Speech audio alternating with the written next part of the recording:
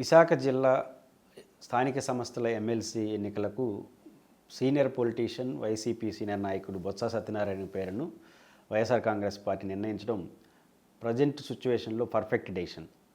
రెండు రకాల ఇది చాలా పర్ఫెక్ట్ డెసిషన్గా ఉంటుంది. విశాఖ జిల్లాలో స్థానిక సంస్థల ఎమ్మెల్సీ కోటాలు జరిగినప్పుడు గతంలో వంశీకృష్ణ గారు ఉండడం, వారు పార్టీ మారడంతో డిస్క్వాలిఫై గురి కావడం, ఆ స్థానంలో ఇప్పుడు ఎలక్షన్ జరుగుతూ ఉంది.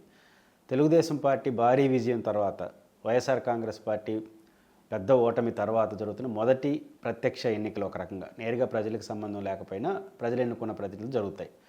విశాఖ జిల్లాలో దాదాపు 800 పైచిలుకు స్థానిక సంస్థల ఓటర్స్ ఉంటే అందులో దాదాపు 400 పైచిలుకు మెజారిటీ, అంటే దాదాపు 600 పైచిలుకు ఓట్లు వైసీపీ అభ్యర్థులకు ఉంటే తెలుగుదేశానికి 100 నుంచి 200 మధ్య మిత్రపక్షాలకు కలిపి ఉన్నాయి.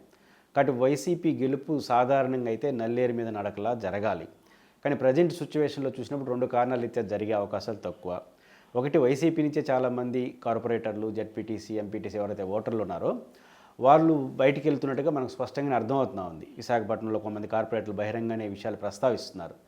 ఆ రీత్యా కొంతమంది వెళ్ళిపోయే అవకాశం ఉండడం, అధికార పార్టీ వ్యవహార శైలి ఎలా ఉంటుంది, ఎలా ఎలక్షన్ జరుపుతుంది, అధికారాన్ని ఉపయోగిస్తుందా, గతంలో కొన్ని విమర్శలు అయితే వైసీపీ ఎదుర్కొనిందో ఏకపక్షంగా జరిపించుకునేదని విమర్శలు ఉన్నాయో అట్లాంటిది పద్ధతులు పాటిస్తే అధికారం కూడా తోడైంది. కాబట్టి ఈ రెండు కారణాల రీత్యా వైసీపీ గెలుపు అనేది ఒక సమస్యగా మారే అవకాశం ఉంటుంది.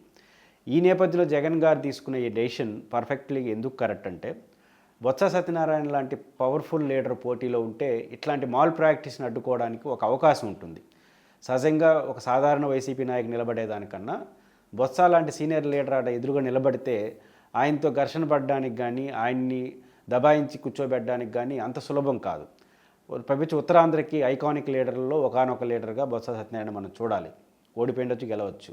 ఆ రీత్యా ఇది కరెక్ట్ సిచ్యువేషన్లో వారిని పేరు ప్రస్తావించడం ఒక పాయింట్ అయితే, రెండో పాయింట్, రేపు బొత్స సత్యనారాయణ గెలిస్తే శాసనమండలిలో ఉంటాడు కాబట్టి, ఈరోజు వైసీపీకి అసెంబ్లీ కన్నా శాసనమండలి చాలా ఇంపార్టెంట్, ఎక్కువ సంఖ్య ఉంది కాబట్టి ఆయన ముందు పెట్టి ఆయన కానీ గెలిపించారంటే రేపు శాసనమండలిలో బలమైన వాయిస్ వినపడానికి బొత్సకు ఒక అవకాశం ఉంటుంది. రెండు రకాలుగా గెలుపు కోసం బొత్స సత్యనారాయణ కరెక్ట్ డెసిషన్, గెలిచిన తర్వాత ఆయన సేవలు ఉపయోగించుకోవడం కూడా పర్ఫెక్ట్ డెసిషన్ అవుతుంది. ఆ రీత్యా వైసీపీ పర్ఫెక్ట్ డెసిషన్ తీసుకుంది. అనూహ్యమైన పరిణామాలు జరిగి భారీ ఎత్తున అధికారాన్ని ఉపయోగించుకొని అధికార పార్టీ ఎన్నికలు నిర్వహిస్తే తప్ప అక్కడ వైసీపీ గెలుపు అనేది సాధారణంగా అయితే ఒక సునాయాసంగా జరిగే అవకాశాలు ఉన్నాయి. ఎలా జరుగుతుందో చూడాల్సి ఉంది.